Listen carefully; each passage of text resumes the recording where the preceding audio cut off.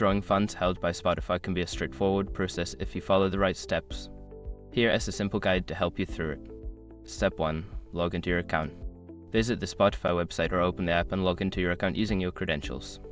Ensure you have access to the account associated with the funds you wish to withdraw. Step 2. Navigate to Payment Settings. Once logged in, go to your account settings. Look for the Payment or Billing section where you can find information about your current balance and payment methods. Step 3. Check your balance. In the Payment settings, check the balance available for withdrawal. Ensure that the funds you want to withdraw are eligible and not tied to any ongoing promotions or subscriptions. Step 4. Initiate withdrawal. Locate the option to withdraw funds. This may be labeled as withdrawal, transfer, or similar. Follow the prompts to specify the amount you want to withdraw and select your preferred payment method. Step 5. Confirm the transaction. Review the details of your withdrawal request. Confirm the transaction and wait for a confirmation message. Keep an eye on your email for any updates regarding the status of your withdrawal. By following these steps, you should be able to successfully withdraw your funds from Spotify. If you encounter any issues, consider reaching out to Spotify's customer support for assistance.